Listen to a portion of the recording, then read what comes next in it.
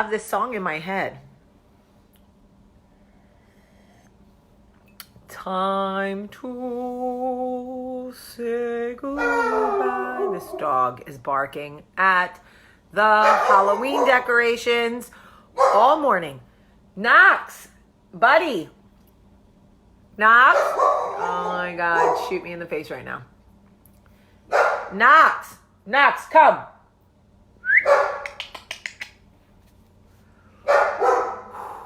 Jesus be a fence. Knox, come here, bud. Knox, come. Come on. My dog has been barking at the Halloween decorations for an hour. Knox, it's a witch, bud. Just a witch. She's just hanging out.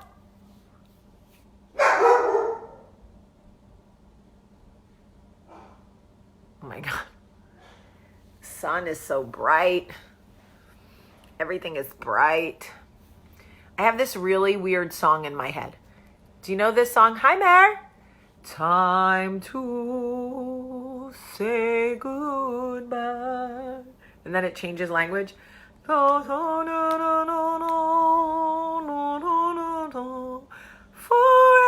and never will stay. I'm sorry I didn't call you back. I was parenting. In love together. Boom, boom, boom. Anyway, good morning, everybody, and welcome to Coffee Talk. It is Thursday. Nope, just kidding.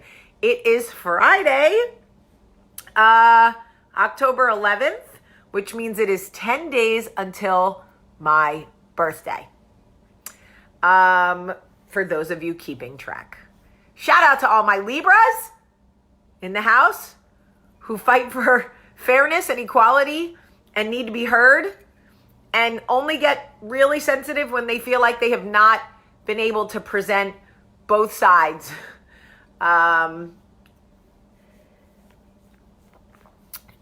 Because Libras, one thing about Libras is we need a fair and balanced conversation.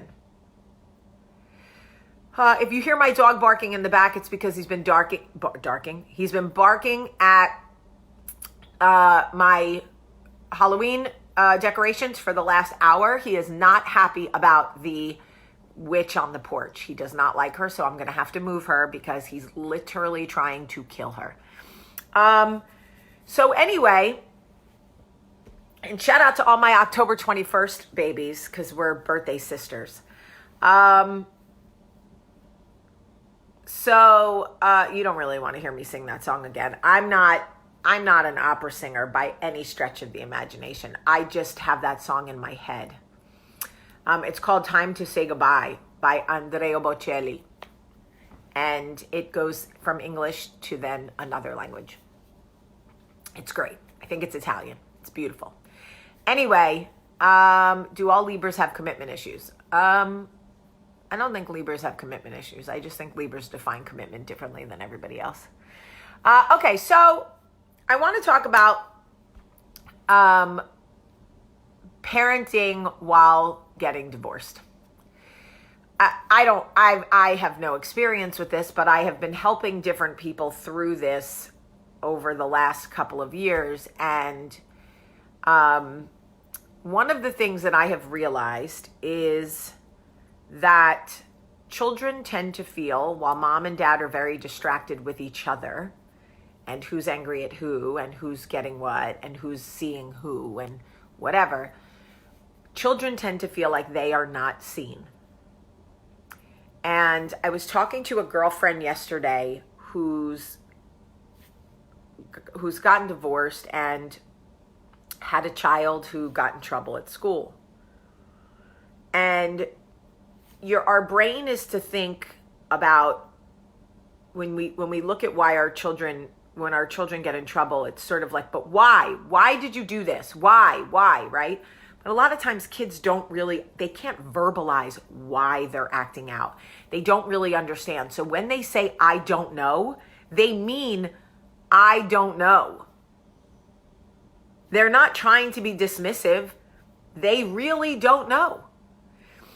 But what it is that what it is I have found that they really want to say is, does anyone still see me?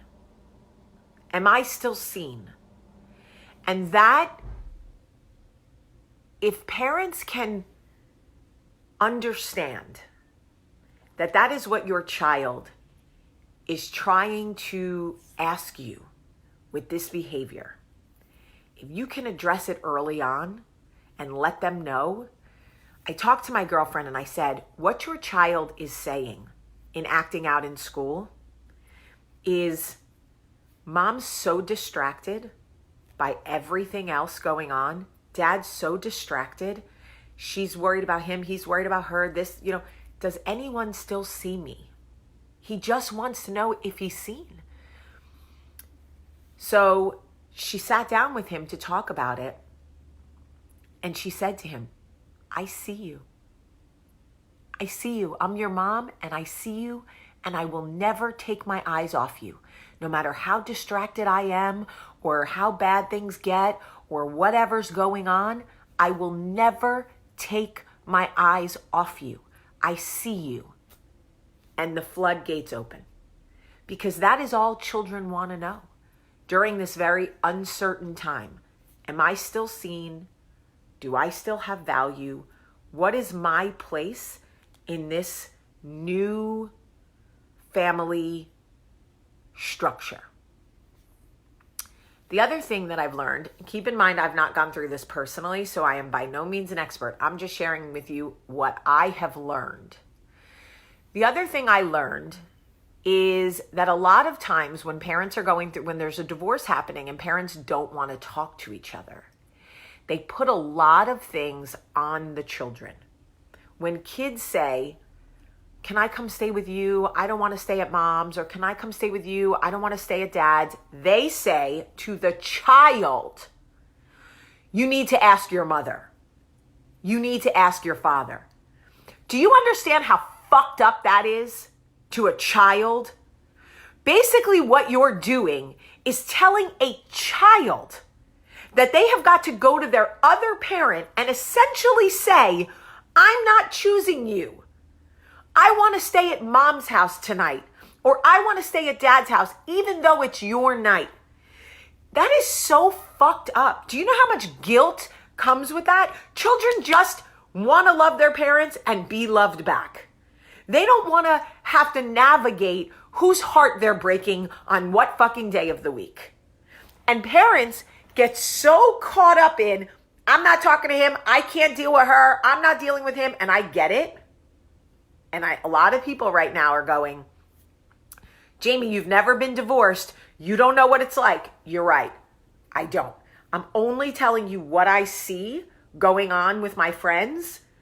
And I'm like, why do you think it's okay to make a young child go to her father or go to his mother and say, can I stay with you tonight? Is it okay if I stay with mom tonight? Because do you know how scary and guilty that is for a child? No, y'all got to be the grown-ups. I'm sorry if it's uncomfortable for you. I'm sorry if you can't get along. I'm sorry if your ex is difficult to deal with. You can't keep putting that on these kids. Then you wonder why they act out. They act out because they're fucking guilt-ridden, sad, confused. They don't know who they can trust because the parent, suddenly they go from being in a house where, think about the shift for these children. They go from being in a house where they have the freedom to say, Mom, I'm going running with Dad to the store. Okay, bud. Dad, I'm going to go with Mom to the mall. All right, I'll see you later. They go from that comfort and that freedom and that safety to, you need to ask your dad if you can come over here. You need to talk to your mom if you want to go. All of a sudden, their like safe world is turned upside down. And now they are taking on responsibilities that they are not mature enough to handle. Y'all can't even get along. Y'all can't even talk to each other. You're adults. And you think these children can handle this level of maturity? they can't. And while you have a lawyer representing you and they have a lawyer representing them and everybody's trying to make sure they're getting what they get, who's looking out for the kids? I'm telling you, from what I see with my friends, the kids are acting out because they don't feel seen. And they're just wondering with their behavior, do you see me? Do I still have a place here? I know it's hard. Excruciating. I don't even know what the word is to say what this experience must be like on a personal level.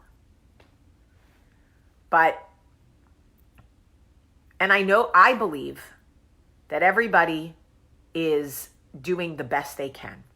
I have to believe that. I can only share with you again what I am learning from my friends and family who have gone through it.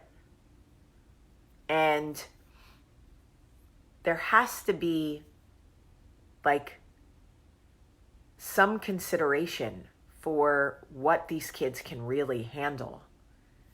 People say things like, oh, kids are malleable. Oh, they'll be fine. Oh, divorce is so common. Oh, they'll get over it. I don't know, guys. I don't know. You know, I think that they are malleable and I think they can bounce back if the adults handle the situation properly. But if they're just kind of thrown out there to like,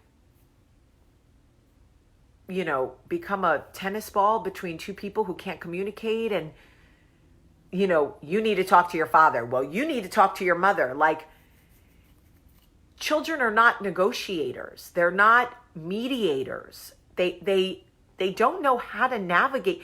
Do you know how much guilt comes with having to choose one parent over the other? That is excruciating. Even when you don't like one parent that much, you still don't want to have to choose one over the other.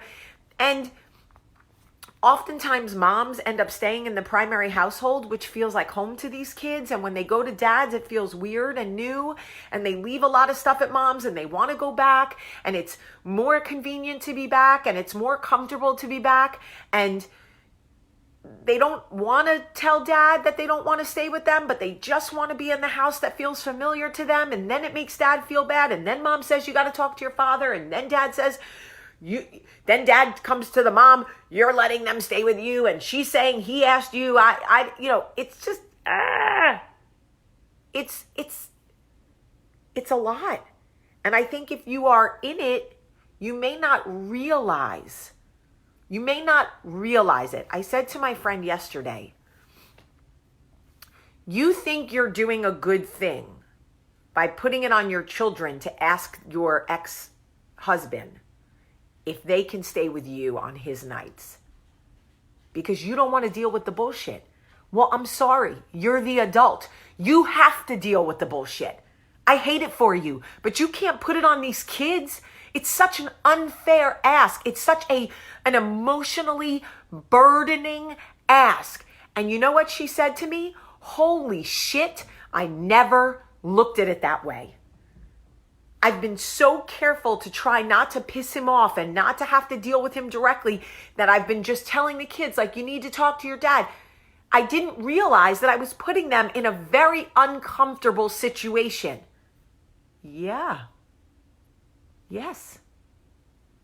I mean, my kids don't even like to have to say whose car they want to drive home in. If Michael and I have the same car at the same different cars at the same event, if I say to my children, do you want to ride with me or do you want to ride with your dad? My children get very uncomfortable. They don't even want to choose that way. So I typically say, okay, Max and Charlie go with dad, Olivia, you come with me. Or Olivia, go with daddy, Max, you come with me. Girls, go with your father, Max, you come with me. Whatever. So that they don't have to choose. Okay? Because even just asking them which parent they want to ride with makes them feel horrible. And maybe, I don't know. It's just one thing I will say about my sister, and I don't know if she's still watching. One thing I will say about my sister is no matter what, my sister never bad talked her ex-husband. Never. Even when her heart was breaking, even when she couldn't sleep at night and she was skinny as a frickin' rail and I swear her hair was falling out. Even when she was so broken, she refused to talk bad about her children's father. So much so that years after the divorce, she's remarried, she's happy. I said something about their father, a joke, not even like something mean. And she pulled me aside and said, don't make jokes about their father. Just don't do it. They don't like it. It's unnecessary. Don't do it. And it wasn't even mean-spirited. She has been so good about and I'm like, I don't know how you do it. Because I would have to pray every day. If I was married to some of y'all's exes, Jesus would have to come and I'd be Kanye too. You'd have to wire my mouth shut. Because I don't know how some of y'all do it. I really don't. First, I want to just send love and light and energy to people who are divorced or going through a divorce and are trying to figure out how to parent through this. Because there is no fucking manual. There isn't even a manual for the regular, we got the perfect home shit. There's no manual for that either. But there's really, really no manual when you are trying to parent children in two separate households. So to everybody who is going through this, shout out to you. Real talk. I'm looking at you. I'm talking to you. I'm praying for you. I'm loving you because it is not easy. And I don't really know if I've said anything that could help anybody. I just know that if your child is acting out and you're seeing behavior that you don't typically see, they need to hear from you that you see them, that as their mother, you will never take your eyes off them. No matter how distracted you get, no matter how difficult things get, no matter how bad the fight is, they are your priority and you will never take your eyes off them. I see you. That's what you say. I see you. I see you every day. I never take my eyes off you. So if you ever wonder, is mom paying attention? Does she know I'm here? Does she care? The answer is yes. I never take my eyes off you. That's all they need to hear. Catherine said her dad said, bite your tongue. And she said, I must be on my 20th tongue. That's funny. Anyway, okay. I am going to get dressed for work.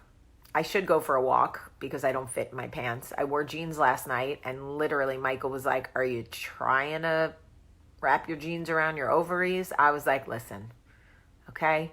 I refuse to buy new pants. I'm not doing it. So I should go for a walk. Maybe I will. I love you very much. I'm praying for you. And I'm praying for your children, and I love you. And if today is your first coffee talk, it was a doozy. All right, have a great, great day.